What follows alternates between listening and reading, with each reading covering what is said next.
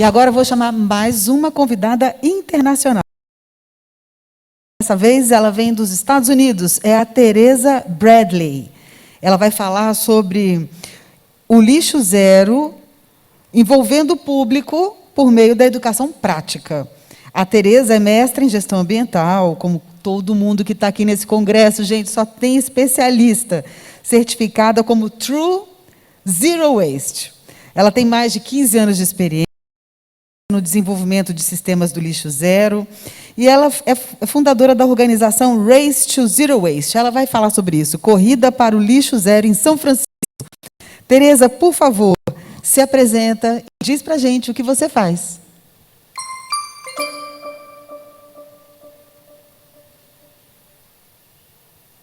Hi everyone, Teresa here with Race to Zero Waste. We're a California-based nonprofit environmental organization, and we're really happy to be part of this virtual conference. Next slide. In action. Oh, what does that mean, right? Well, what we like to do and what this presentation is focused on today is hands-on public and zero waste education, like physically being there on the ground. Next slide. So our organization, like many, have pivoted during the pandemic. And this picture here shows one of our zero waste station pop-ups that we've developed here in San Francisco. And what we want to make this model and be able to have this more on a national or a global scale. So that's Maria right there, our director of communications. She's actually in the zero waste station. And this is at a beach cleanup. And so what we've been doing is actually working at Ocean Beach and having our station pop-ups once a month. And what's really neat about this is that folks that physically collect the items from the beach cleanup have a place to recycle their waste, compost, and even final disposal of it. And so the lady going up to the booth is actually going to be physically sorting. And that's another great addition to this, is that it really, it breaks up the contact between the person, the zero waste specialist or volunteer, and the passerby or the attendee of the event. And what we really like that is it lessens the contact of, the physical space, keeping that distance between both parties. It also acts as a place where folks can get educated if they want to know more. And last but not least, we're actually creating a fourth bin from this model. So part of what we're doing and we're piloting right now is a donation drive. So we're partnering with other community-based nonprofits in San Francisco where we're able to physically take in, say, sleeping bags, chargers, other items for one organization we're partnering with called Project Homeless Connect. But we're hoping to expand the model to do more zero waste public education and public spaces such as farmers markets. And then at one of our larger projects that we work May all the way through October, every single weekend and major holiday in San Francisco, we have three of these stations set up. But the really cool thing is that we are able to, what we're looking into is working with a company that we're going to be a collection point or hub for durables or reusables. And the name of that company is Dispatch Goods. So I recommend if you're really into looking into durables for your municipality, they may be a good option for you. Next slide. So again, highlighting our public zero waste education through the pandemic, we've really been able to work through that. And I know it's been really difficult for. And so right there, you can see she's educating the person coming up that can actually is recyclable, but they still have that distance. They're still wearing masks, but they can still communicate and learn more. Next slide, please. And that's the benefit, is people are able to pause and sort their waste. And that's part of what the zero waste station pop-up model is. Really happy that we received a grant. We start July 1st of this year for San Francisco environment. So yay. So we're able to expand this model throughout San Francisco. And then we're also, next slide, please. We'll be able to do more data collection with this. And so one of the things, as you can see here, the gentleman at the top is actually taking the waste from a beach cleanup and seeing what is really found out there. We need to know that so we can, we're really going to be ramping up a PR campaign based on specific items and through our Zero Waste Action Hour events on a quarterly basis and through our social media sites to say, what is the number one thing we found out there at that beach cleanup in that particular month, and let people know that, you know, there's alternatives around that. At the bottom there, it shows actually a group of youth. Yay, youth. We need our youth, right? And that's the next generation that we're training at our Zero Waste Station pop-ups, and they're conducting a waste characterization study. So we can do that all under one Zero Waste Station. Next slide.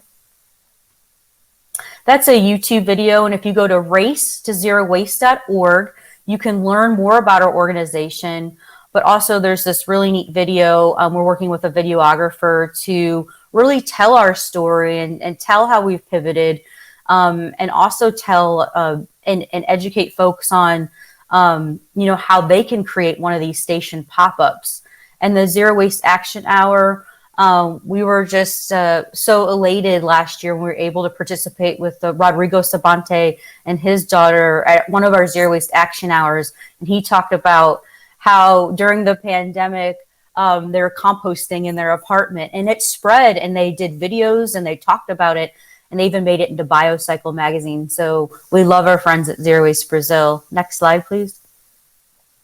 And that's just an example at Dolores Park in San Francisco of a complete setup. Again, we do this. We're actually going to be out there.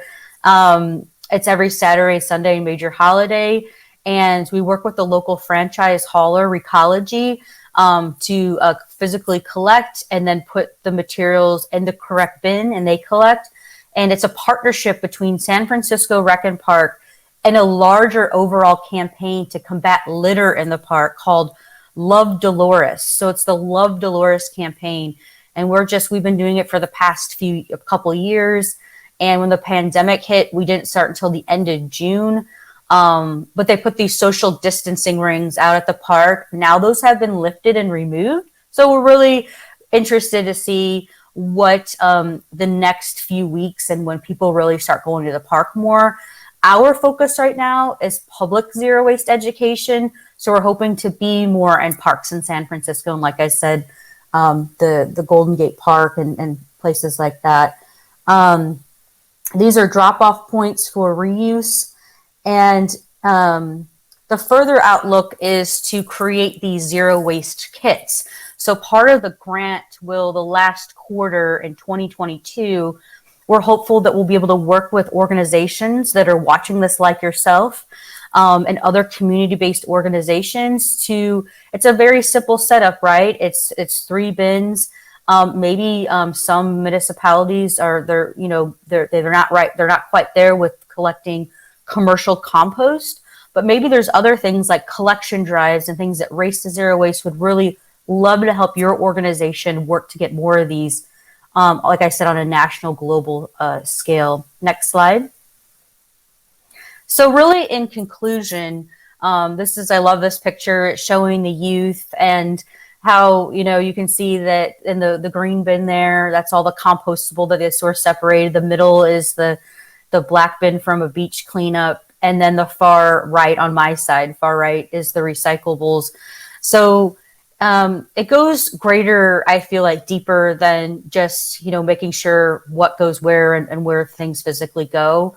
But it goes deeper into the data collection points, to the public education, and our organization really pivoting during a tough time, which I know a lot of organizations out there, or honestly, and even ours, are still struggling with. But we are happy to be able to do this. And really, in conclusion, we want to say that this is guiding participants to physically sort their waste and really through hands-on education. And that's what is the heart of Race to Zero Waste. Our mission is to reduce single-use disposables downstream, but we want to utilize these zero waste station pop-ups to really get at the heart of what our organization is, and that's sustainability in action. Next slide. Any questions, feel free to email myself directly, Teresa at racetozerowaste.org, or if you have general information, you can also email us at admin@racetozerowaste.org, and of course, follow us on all of our social media handles, especially YouTube, as we're creating more of the social media PR campaign of hard to recycle items and things that we can really do to help lessen burden public space, trash and recycling, and beach while doing it at beach cleanup. So I thank you for your time and have a good day, everyone. Alô, muito obrigada, Teresa. Sabrina, me diz uma coisa, essas duas participações, o que elas têm a ver com engajamento? Enfim, o Jonathan e a Teresa são participam de dois movimentos que eu já conheço, acompanho, admiro. E o que eu achei legal também da apresentação do Jonathan é que quando ele traz o que é lixo zero, ele divide em exatamente os 3 dias do evento que a gente está participando, né?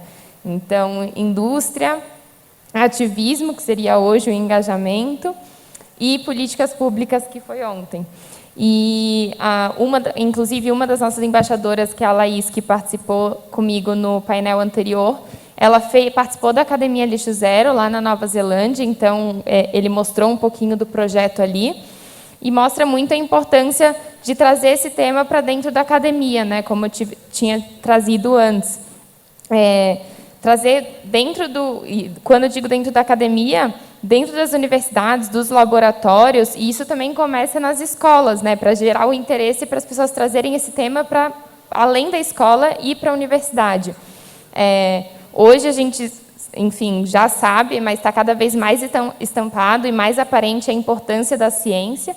Então, trazer o lixo zero para dentro das universidades faz com que a gente gere soluções para além daquilo e traga dados e traga embasamento e também credibilidade e autonomia, né, para a gente executar esses projetos.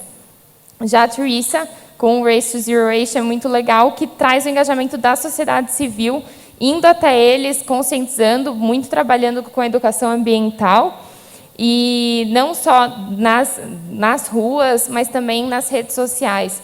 Então, movimentos como esse, agregados com com a academia, com as escolas, com toda essa rede Lixo Zero, faz com que a gente tenha autoridade para pedir por políticas públicas e para também conscientizar mais gente e aderência ao movimento. Então, são 2 movimentos que eu gosto muito e admiro.